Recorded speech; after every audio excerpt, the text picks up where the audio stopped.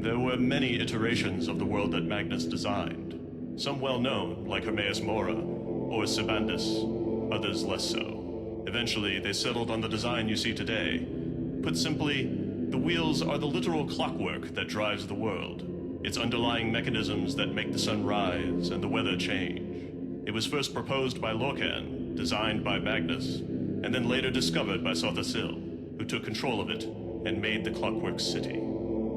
Mom, get out of my room! I'm lolling right now! Hello everyone! On today's installment on what the modding community has done better than the actual developer, we will be taking a look at the wheels of Lull. Why am I making this video? I'm making this video for the lols. I feel like the jokes in this video will be very predictable. Released in 2014 by Trainwiz, the Wheels of Lull is an adventure mod that takes players to the bottom of the world to assist the chronographers of Sothasil, a faction dedicated to protecting the world and continuing the legacy of their now dead god. RIP. Before we dive in, some disclaimers. First of all, I want to state what will soon enough become obvious. This mod isn't so much a Vigilant or a Legacy of the Dragonborn, it's more of the modding community's Shivering Owls DLC. A lot of important things will be said in this video, and a lot of fascinating concepts will be explained in a very interpretive style. This is of course completely intentional, however don't take everything here at face value. The makers of this mod made sure to paint everything in their own coat of paint. Also, the mod doesn't take itself seriously. So don't be placing too much value on every little interaction or every little dialogue, because the developer sure didn't. It is also worth mentioning that the mod came a staggering 3 years before ESO released the Clockwork City DLC, meaning that the mod utilizes what was known about the Clockwork City before it got its DLC. Okay then, what was known about the Clockwork City before it got its own DLC?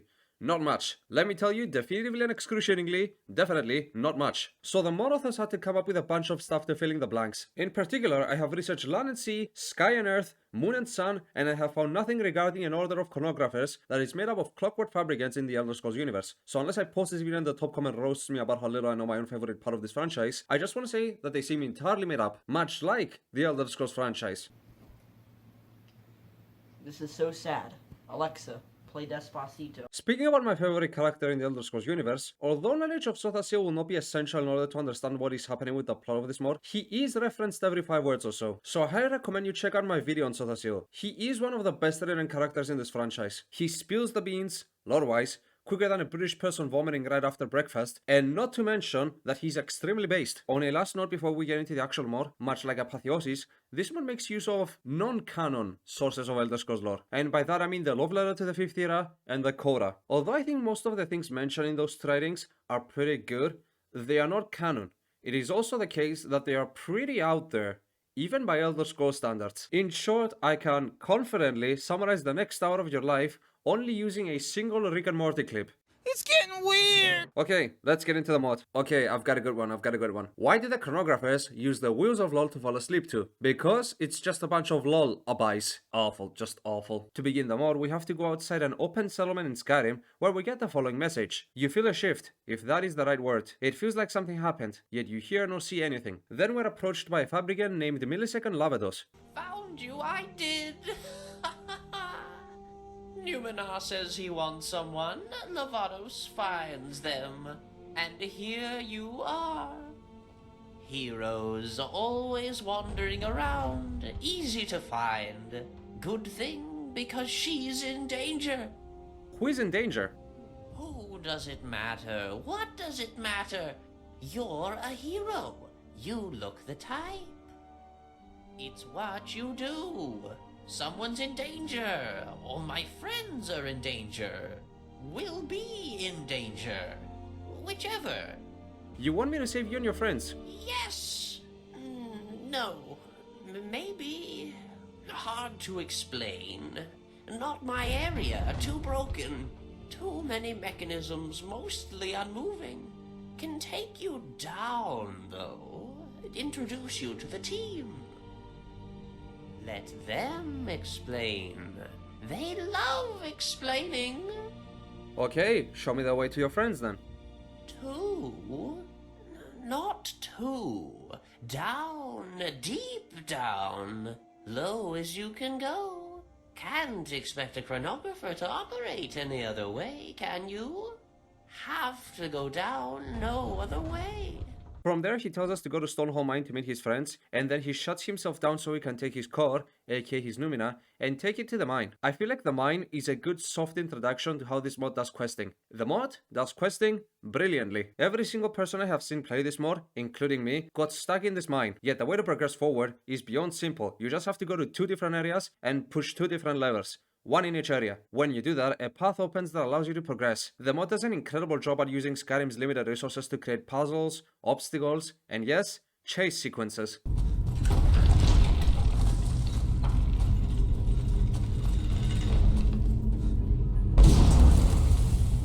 All of this just works. You know what barely works though? Jumping puzzles. Listen, I bet everyone who's watching this video has different worldviews in one way or another. However, I am confident that we can all unite behind a common banner, which says, the old Skyrim engine was clearly not made for jumping puzzles. You can remedy this issue, of course, by installing a mod, much like everything in Skyrim, or you can use other devious methods to progress. The options here are truly limitless. Eventually, you will kill the miners and find what they dug themselves into. Lol more. Now we have to talk to the centurion of this place, a fabricant named Numinar. Normally, outsider, I'd throw you off the edge of Lull more. But you returned with Lavados. So I'll give you a chance. As much as I'm wary of Lavados' schemes, we are a bit desperate down here. What's wrong with Lavados? He's broken. His mind is damaged in a way I don't fully understand. Mad though he may be, he has insights that sometimes help us, sometimes harm us.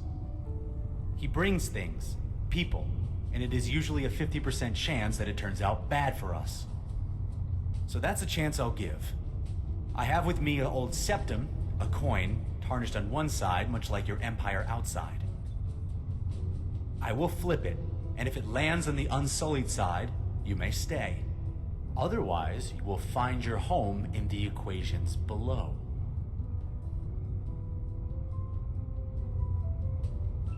Seems Sotha Sil smiles on you today, outsider. Let us hope he does the same for us. Now, speak freely, Outlander, or go away. Lavados said I can help you with a serious problem. I can see his logic, however twisted, but he didn't tell you what was the problem, did he? That's not his style. He's not good with words, or speaking, or handling machinery. He broke the upgate on his way out for one thing. He says a lot here, so I'm just gonna give you the TLDR. We already talked about the towers in a previous video. Big structures that hold the world together and all have a stone in them that when deactivated, shuts down the entire tower. And all towers are made after the image of the Tower Zero, Adamantia. The chronographers of Lolmore have observed that the Snow Throne is beginning to malfunction, and they suspect that either the College of Winterhold, the Graveyards, or the Thalmor are behind this. So they tell us, the player, to use a device known as the Magnusian Visor to review slot points in the world mechanism and install basically spine pegs in them, which would allow the chronographers to learn which of the 3 parties are messing up the tower. I will explain all the world mechanism and Wheels of Lull garble I just talked about soon enough, but for now we just install the 3 pegs using the visor. When we use the visor to interact with the world changes, or more accurately, it reveals itself for what it truly is. After we get the job done, we go back to Numinar to hear his findings. Wait, the Thalmor are messing with the world mechanisms? Maybe not all of them. I'm not one for bigotry, but some yellow skin up on Whitehorn Pass is certainly looking into it seems. Bunch of bananas can't leave well enough alone, can they? Erasing Lorcan and now going after the throat of the world. I suppose it was obvious that the Thalmor were trying to interfere with our work, but I still needed to hear it from the analyst. What's a banana? Pyandonian fruit. It's long, yellow, and smells like the Thalmor. Ooh, whoa. This is getting a little real racy here. Have you figured out a plan? Yes, but no. The Thalmor simply being involved in something is inevitable. Them trying to destroy the world is highly expected. We need specifics. We need to know who, why, how. So now we have to spy on the Thalmor by dressing up as one of them and going undercover to figure out how they're messing up the tower. To go where we have to go, we must use the upgate, which, if you remember, was broken by Lavados when he set out to find us. He ran through half naked, covered in butter, screaming in a strange language. I'm still working on cleaning up the mess. Damn, Lavados sounds like a fun guy. Anyway, we clean after his mess and jump right into the portal to go to the Thalmor hideout. But before that, what do you know about Lavados? Numinar brought him to clean up the place, but half the time I find him poking around mechanisms that he shouldn't.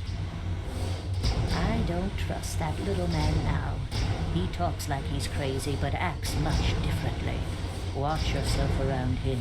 So we find and gain access to the hideout, and this is where things get weird. Bare life force. Okay, I've got one too. What do you call Lull more if it was ruled by a system of anarchy?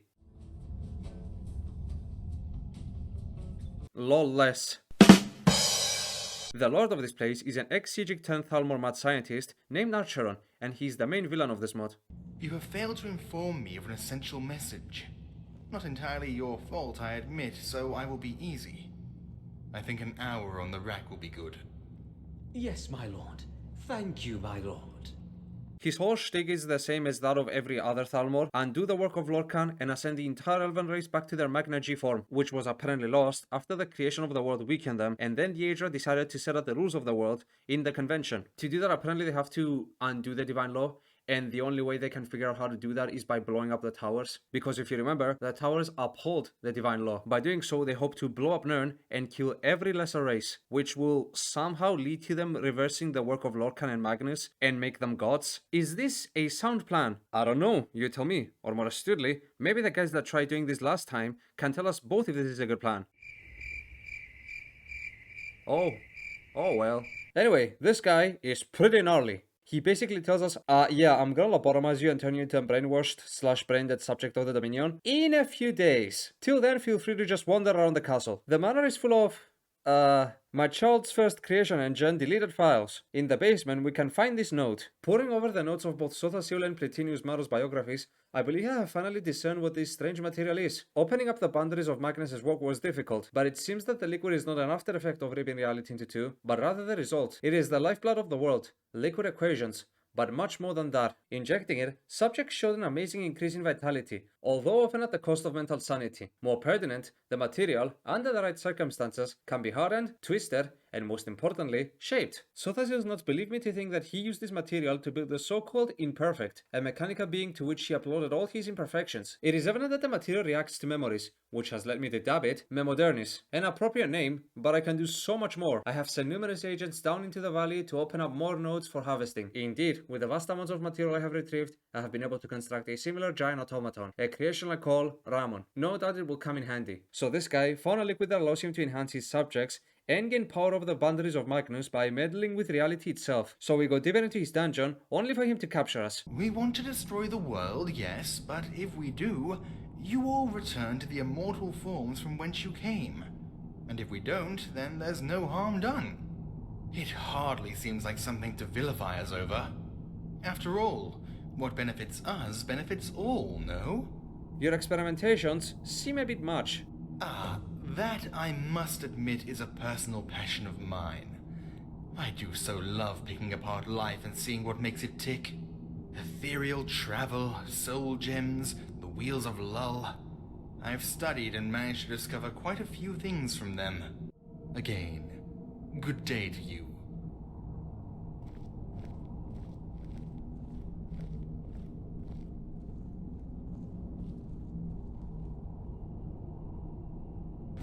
Tulu, I'm here to save you. Lavros? Excellent. Get me out of here. Oh, can't do that. Can't do that. You have a job to do. Must find what the Justicar is doing. Knows too much. Never trust a former Sijic after all. Much the Justicar has done to this place. Lots of little tears in space-time. The wheels of Lull poke out here quite a bit. No, you must learn to see as I see. And can't do that without the good old visor, can you? Here, take it now. Toodles. We can now use the visor to pick apart the mansion and gain access to Archeron's documents. Restoration of Whitehorn Pass seemed to have proven irrelevant. The work crews the embassy set up muttered something about weather preservation, but I know the true reason behind its stellar conditions. The worksmen are unneeded. Still, I can always use fresh manpower. I find it laughable. With the pass under my control, I feel like the stereotypical mad wizard in his high-reaching tower. Perhaps I am mad. My former colleagues on Atrium certainly thought as much, but the Thalmo have been much more accommodating. Still, the Sigic Order served its purpose, and I believe that by the time they know that Sothasil's notes are missing from their secure archives, it will be too late. Still, one must lament the Ultimate Redemption for its short-sightedness when it comes to the Wheels of Lull and its extensions. Oh, indeed, mortality's mechanisms are things that must be done away and dealt with, but they just seem unable to stop and appreciate Magnus's and Set's genius. Damnable distractions. It seems that Ellen and her party have decided to altogether destroy the throne of the world, without so much as looking at it. Distractions can stall her for certain. She's far too empty-headed to resist a few parties and the chance to flaunt her elven supremacy. It will give me enough time though. I must begin preparations to reach the throne of the world, and to take from it its stone. I need not let the structure survive, of course. It will be easy enough to simply destroy its mechanisms once I have completed my study and collected what I need. Then I may seal it up, and no one will have noticed. It is certainly foolproof, but still, I must prepare for possible consequences. From here, this place is just one big sneaky biggy puzzle. We get our stuff back, and leave so we can report back to Numenor. My fellows, we are going to drill to Snowthroat's underworks and beat this foul Altmer to the stone. And that's where you come in.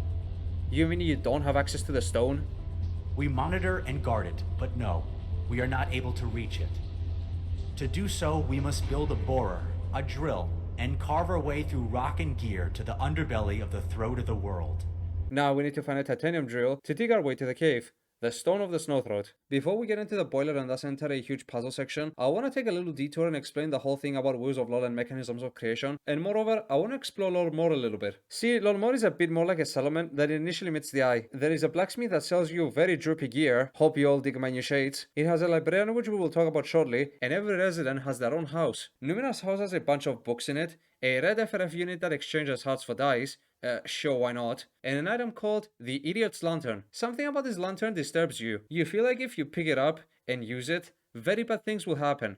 Sure. I'm pretty sure I can take it. After all, this is a fairly maxed out character. There shouldn't be. You try to ignore the warnings in your head, but they reach a crescendo. Every fiber of your being tells you that this lantern is wrong. You realize that using it will cause extreme consequences, and you will only have yourself to blame. Well, okay, let's not get too dramatic. It's only a lantern after all. How bad can it possibly be? Let's just make a save real quick, just to make sure though. Despite your persistence, you feel like using this lantern will hold consequences. There are clearly plenty of reasons not to use this lantern, and you feel like you should only use it if you are indeed a complete idiot. Using this lantern for any other reason would be foolish. Excuse me, did Shiogorath make this lantern or something? The lantern allows you to skip the puzzle sections. I used it twice to see what terrible effects it would have, but nothing happened. It just completed the level for me. And then I thought, oh, I really am an idiot. Okay, I get it now, developer. I see what you did. The other house I want to talk about is that of Lavaros. His house is weird. It is raised above every other house, and the inside of it is certainly off. I think the word that comes to mind is eerily nostalgic, but I can't quite put my finger on it right now. There are 3 books in his room, and all 3 of them are bizarre to say the least. One of them is a book referencing the love letter to the 5th era, talking about Scarabs and ascending via Chim. The second one is an alternative history book of events that never happened, and the third one is a book detailing the story of an imperial moon colony that was established in the 9th era. The obvious question that comes to mind here is this.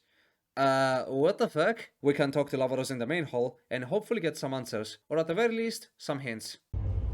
You've got to protect the things you care about, Dovahkiin. Dare I ask you about your life? Normal life, normal me, but broken now. Numenar's assistant all smashed up in his mind. Numenor drove you mad? Oh, not on purpose. Don't blame him. It's the way of the fabricant. We gladly experiment on each other and ourselves. Casualties are inevitable. What does it mean to be mad? We do not go mad, not us. We break, our mechanisms in our head twist and turn. It is madness of a sort, but no prince rules it. And it is with a capital B, please. Broken, not broken. The visor, what does it do? Lets you see what I see. Lullian mechanics. See them. Change the world. Why did you bring me here? You have a purpose, a point. Bad things are afoot, Dovahkiin. You have to fix them. Okay, now let's talk about the librarian. You might have caught a glimmer of him during the previous video, but essentially he's a member of House Talvani that got bored of casting spells on, well, the surface, so he confined himself to Lull more with the goal of obtaining the entire world's knowledge. He has a lot to say, and I'm gonna let him say basically everything except the things we already talked about like 1,000 times. But before I do that, I just want to remind people that his knowledge is the product of studying already existing books. And we all know that the books in the Elder Scrolls universe are known for being the beacons of truth and consistency. So everything he says here must be met with the same level of skepticism. Where are we? Well, that is a bit of a complicated question. To be exact, you are still on Nirn, and still, logically speaking, in Skyrim. Or rather, you are underneath. Deep underneath, in fact. We are technically on the outskirts of the clockwork city of Sothasil. How do I become immortal? Well, in some ways you are already. You are Dragonborn, part of the figment of the Akatashian Oversoul, much like your fellow dragons and Alduin. You are in many ways immortal, though having part of the soul of an insane god is not something I'd envy. What is an Oversoul? How do I explain this? Most gods and Daedra are simply smaller subgradients of a greater being. Dragons are smaller parts of Akatosh. This is how you absorb their souls. You are simply merging existing pieces of yourself with yourself. Is Talos a man or a god? Of course Talos is a god. The question is Talos a man? For starters, Talos is not a single person, but a collection of Shezarines. Though the god of space, Lorcan, is dead, he manifests through avatars, incarnations of himself we call Shezarines, taken from his imperial name. Talos is, in fact, merely part of the oversoul of Lorcan. And Lorcan is perhaps one of the most powerful entities in existence, if not the most powerful. Talos is surely a god, but given his status as Lorcan, it is hard to say that he was ever a man. By the way, the parts that make up Talos are Hjolti, Zeranarctus, and Wolfrath. What happened to the Dwemer? Understand, the Dwemer saw creation as a prison, a cage that robbed them of their immortal forms. The Ultima believed as such, but the Dwemer dedicated their existence to this belief, as well as the desire to break free of it.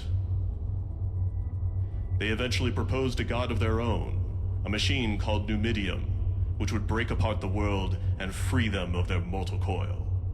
And that is it, Dragonborn. The Dwemer, in their final moments, merged with their brass god, becoming its final components. It is not a complicated thing what happened to them. They are simply something else, and something far more dangerous. Under the guide of a Shezarine, Numidium could be controlled, but let loose, it is a greater threat than anything Nirn will ever know. The collective souls of an entire race of furious world deniers in the body of an enormous brass golem would spell disaster for the world. Only a fool would want them back. I want you to keep this reference to the Dwemer in mind. It will be very crucial in unlocking the secrets of this mod's ending. And finally, what are the Wheels of Lull? There were many iterations of the world that Magnus designed. Some well known, like Hermaeus Mora, or Sibandis, others less so. Eventually, they settled on the design you see today. Put simply, the wheels are the literal clockwork that drives the world, its underlying mechanisms that make the sun rise and the weather change. It was first proposed by Lorcan, designed by Magnus, and then later discovered by Sothasil, who took control of it and made the Clockwork City. Again, this mod was made before the Clockwork City DLC became a thing, so details about the creation of the Clockwork City had not been released yet. Before we leave this guy, I want to turn your attention to the books we can find on the floor of this library. Sapandus. As is known, the Orbis is a wheel with Mundus in its hub, the Earthbones alone stabilizing it with the myriad of Waters of Oblivion representing the gaps between the spokes. However, what is not known is that the Aedra constructed a world before Mundus to test the wisdom of Magnus' schema. To call Sapandus a world is not entirely accurate though. It is a model for what was to come. I traveled there once, and I can say with certainty that there are few places in all the world so inimicable to life. For you see, Sapandus lacks divine law. It has no earthbones. It is, after all, only a model. A precursor. It was built to test the very idea of building, and no more. It is essentially a free-floating chunk of matter in the vast, blinding expanse of Aetherius. As a consequence, Serpentis is a static world. Time does not pass. Nothing grows upon barren soil. No currents move about deep in its ocean. In that regard, it is a failure. It succeeds, however, in persuading Magnus to adopt Lorcan's revision to his blueprint, even against his better judgment, as the world the Edgeo had first created was lacking. However, there is no divine revelation to be found there. It will only interest a particular sort of scholar interested in the construction of artificial worlds, and would see the result of such an endeavor firsthand. Guys,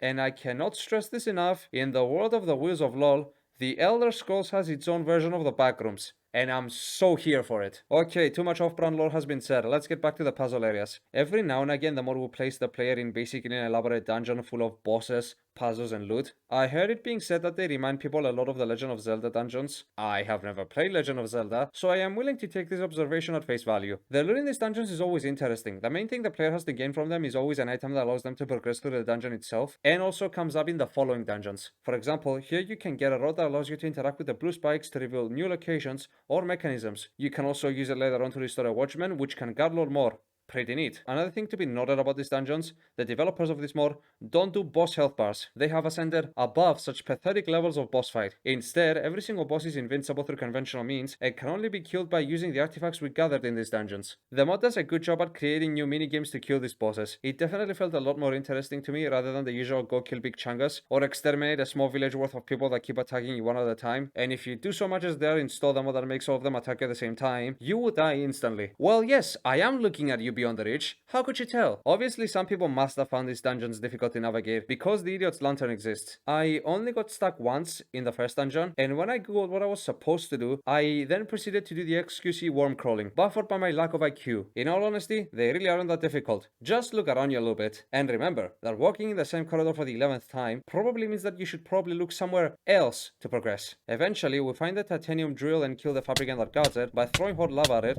and then damaging it with our newly gained rod. And then we go back to Numenor and tell him about it. I have retrieved the drill. Part of me wonders how you even understood what you were looking for, considering I never described it in the first place. But as I've said, no point in wondering such things when we've got what we need. When we finish drilling to the stone, which may take a while, then I shall contact you again. While we wait, we can do two quests. In one of them, the librarian tells us to go repair a bunch of machines that need maintenance inside Lolmore. We clear the machines, and as a reward, he gives us a book called and I quote, Thomas the Screaming Tongue Engine and his Screaming Friends. I knew it would only be a matter of time before they become canon. This is a good old book made for the fansies and the lols. The Wheels of Lols. But I gotta give credit to the team behind the mod. They went really hard on it. So much so that they voice acted the book. Let me play some of it for you. Percy had screamed so hard his boiler had exploded, hot coal getting everywhere like bits of viscera. Unfortunately, this was not enough to kill Percy. It had just stopped him screaming. The crowd cheered when this happened. But Thomas thought Percy had succeeded in taking his life. Thomas believed that if he worked hard enough, he too would be mutilated. For once in the awful bit of time that was his life, Thomas permitted himself to feel hopeful. That will be me! Thank you, Thomas, he said. You are a really useful engine that screams. Thomas screamed in response. Not happily, of course, because he could never be happy again. Thomas was also already screaming before this. In fact, it should be established that unless otherwise stated, Thomas is always screaming. I told you not to take this mod too seriously, and I was completely wrong. This is the greatest bit of Elder Scrolls lore I have heard in years, ever since we received the last Ergonian Maid Unbridged edition. I can only hope for the day we get the beloved 5th edition of my favorite book. Mr. Krabs overdoses on horse paralyzing spells and dies. The other quest we can do teleports us to the mines Archon uses to harvest the world mechanisms, and there we have to break a bunch of stuff to slow down his advancements. Or, you know, we can do none of that and just get out of Lormore, where Numenor immediately contacts us no matter what we do. You, come with me, now. There's been a problem. I swear, Numenor, it wasn't me. I never said you did. You are a problem, but not all of my problems. This one is, unfortunately, unrelated to you. Did we reach the stone? No, but we are very close. It seems I might have miscalculated the route to it. Some of the mining teams are dead, attacked by undead fabricants. You people have undead? Not as you might understand it. They're constructs for the most part. It seems that we, on accident, drilled into a previously unknown section of the catacombs of Sothasil. but I do not understand what agitates them. So you want me to deal with it? If you would be so kind as to, you would have our gratitude. They broke in around the dig site tunnel, so start looking there. Now we go to the second dungeon area. It's much like the first one, but it's painted green this time. So naturally, I prefer it. This is by far the biggest dungeon, and it also has the most jumping puzzles. You know what to do here better than I do. At the end of it, we get access to another artifact, Goveri's Unwinder. It's a sword that does AoE damage every heavy attack, and it can also kill the invincible enemies in this area. It will also be needed for later. When we use the Unwinder to kill the final boss of this place, the whole level collapses, but we are then saved thanks to two new /old faces, Devaithfiar and Yagran Bagarn. Yes, that would be me. Hello. I'm afraid the Lord title is a bit much. I haven't sat on the Telvanni Council for years, but the Fabricants have always enjoyed the honorifics. But please, allow me to introduce myself. I am Devaithfiar, an old friend of Sothasil. My friend here is Yagran Bagarn. I have not been at war for quite some time. And before that, I was not at Dwarf either. So no, I am not a dwarf. I was a dwarf. However, I am a dreamer. The last living dreamer. So this is quite a cultural shock. Not only because these two talk nothing like how they used to talk back in Morrowind, Devaith actually sounds humble here, but also because Yagran now has legs. Apparently, Devaith stitched them together after he recovered from Corpus. But here's the fun part. There is this awkward moment where out of left field, the Dragon Ball just goes, "Wait, weren't you a bloated monster?" And Yagran just pauses unable to respond, and Fia then responds for him with the answer I just told you. Obviously we know that the Dragon Ball is part of the Oversoul of Shazar, much like the Nerevaring, so they ought to share at least some knowledge, but these two don't know about it, and so they had to pause. Or alternatively, they basically say that they are here for the exact same reason that we're here, which is to stop the Thalmor from blowing up the world, and then they talk about how apparently someone among us is a spy working for the Thalmor as a saboteur in Lull. From there, Numenor says that things should now go smoothly now that these two are here, and he says that he will contact us again once he reaches the cave. Immediately upon exiting Lull, he contacts us via portal. Is everything alright in there? Not well, not well. Saboteur amongst us, eh? Makes his move, and here we go. So we get in, and Lull is looking a lot like it's about to become Lull no more. Oh, brother, this guy stinks! The Saboteur? Lord Fear, please tell me you have something on that. Not me, but Yagran did discover something. Mechanical tracings are conclusive. Whoever led them here came in through your back door and set things up prior to our arrival, but did not carry fabricant signatures. What are you saying? Your traitor is an outsider, someone with access to your mind who arrived recently, and there's only one person here who fits that description. So, it's you. But I helped you constantly. Yes. And yet it's all been to reach the stone. It's obvious now. You destroy the only thing keeping us safe. You convince us that our ward is in danger. You convince us to dig to it. And then you and your Thalmor masters reap the rewards. I told you Lavados's little ideas only work half the time. It seems that this time he was wrong, as was the coin toss. And so was I. I really thought better of you. Guards, take this Thalmor lackey to the cells. In the cell, we're being told what many of us have already been sussing out by this point. It's Archeron. Now isn't this familiar? Once again, we're talking through the bars to each other. Now he throws us down an elevator which takes us to the bottom of the world. Behold, the bottom of the world. An endless pit of gears and mechanisms used by Sothasil to imitate the word of Magnus. And here we see a young girl approaching our prison cell. Slowly. Very slowly. She's taking her sweet time. Almost here now. Get up. Please get up. You are needed. The only living thing here, other than us and this girl called Memory, is, wouldn't you know it, Lavados. Good, you're alive. You're hardier than I expected. And I expected much. Wait, you sound sane. It is a facade. Oh, Numenor thinks he knows me, but the gibbering and rambling serves but a purpose. As do you. Archeron is fearing he's planning to backstab the rest of the team to take the stone. I know. You do? You'd be surprised at the things I know. More than the other chronographers do. You see, Dovahkiin, I am much more than a simple washermer. Perhaps someday you may learn who I am, and my real name. And of course, you have already met Memory. Who is Memory? I shall be quick. Memory is the progeny of Set, Sothasil's final creation. A child of Myrrh, Machine, and Lullian magic. Many years from now, there will be a disaster that will destroy the world. You cannot stop it, avoid, or in any way prevent it. However, with the help of Memory, we can survive it. The people of that time escaping the destruction to build a new life, a new world. But if Memory is not there, all will be lost.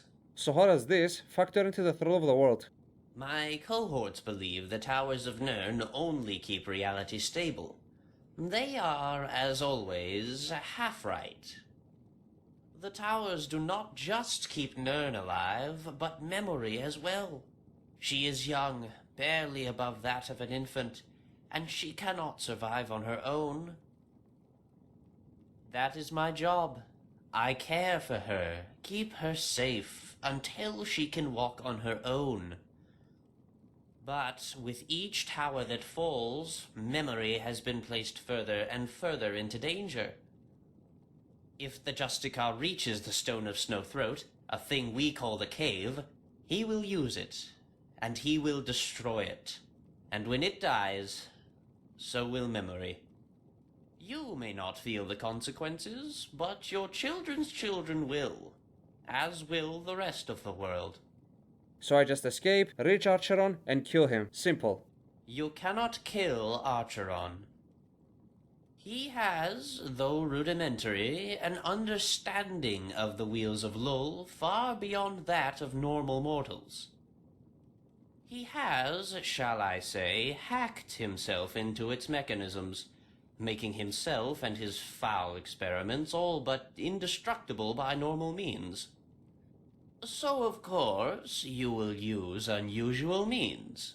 He tells us that here in the bottom of the world, an artifact exists that can help us deal with Archeron, and he also tells us that Archeron sent his puppet Muscroft here just to stop us from going back up, and then he leaves us by saying this. You are a Shezarene. Protecting the world is in your very soul. How does he know all this? The bottom of the world is certainly stylized. Don't bother asking questions like why are there puzzle sections here, or who made them, or why is there a guardian here, or why is there an arena in the bottom of the world? These questions are, much like a lot of this mod, up for personal interpretation. I'd like to think that this is where Magnus went to make something during a rainy day. I'd like to think that he thought to himself, the world is grey, work can go past me, screw it, here's a bottomless pit at the bottom of the world. And then Sothasil saw that and thought to himself, oh my god, that's so cool. All we need here is like 3000 golden steampunk gears and a bunch of levers, and this place will look top notch. And he did it. To navigate this place and defeat the final boss in the arena, we need to use every single tool we gathered so far in the other dungeons. When you defeat the giant in the arena, you gain a shield, a Lullian shield, a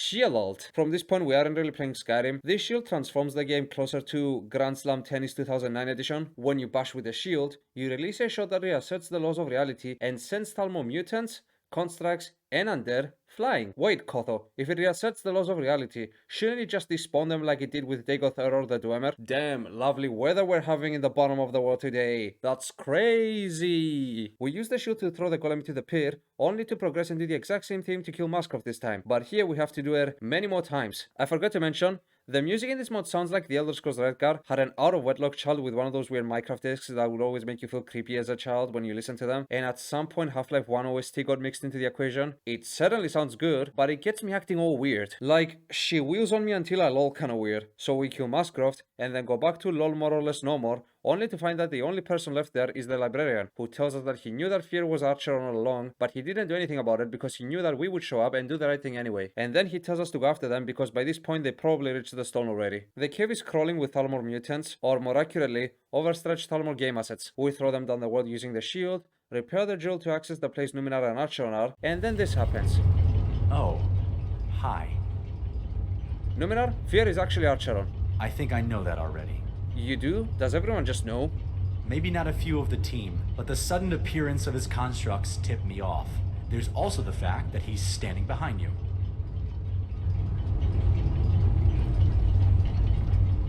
I am honestly trying to consider what to say to you that wouldn't simply come off as cliché or gloating. Persistent, aren't I? I'd say so, considering I quite literally threw you down a bottomless pit and sent Mascroft after you to make sure.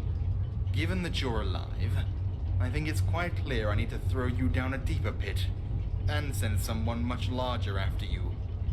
I'll start with this pit, and for the someone, I elect myself. Now, I might sound kind of arrogant by saying this, but at the very least mechanically wise, this is the best boss fight I have played in Skyrim so far. He's much like any other boss fight in this game, which means invincible. The only way to damage him is by observing the weapon that he's vulnerable to by looking at the different color he's changing. Then you have to hit him with that weapon, and then hit him again with the shield. Archon himself teleports and throws fireballs a lot. He does quite a lot of damage. I could definitely see a lower level character having trouble killing him. When you defeat him in this state, this happens. If I must, as they say, pull out all the stops, then so be it. Behold, my greatest creation!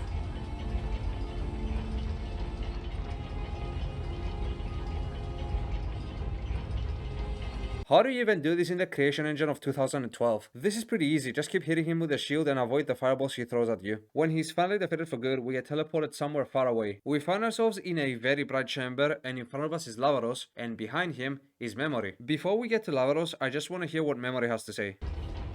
No love to avoid the landfall. I am Memory. I am the mage. I am the clockmaker. The coda does not bend. The digitals have seen to that. I watch. I wonder. I build. I tear down. When the world cracks open, at last we will know our destiny. It will come in the form of screaming brass. I'm gonna let Lavaros speak now, and then I will explain what all this stuff meant. Oh, well done, and welcome back. Where am I? Past the bottom of the world, friend.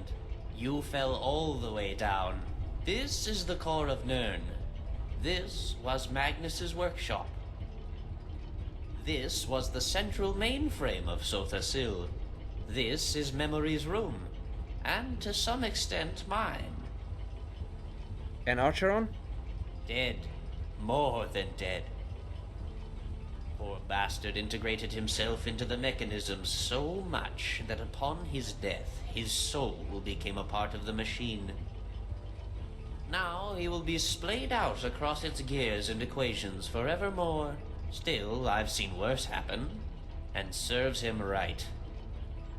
Who are you really? We have met before, Dragonborn.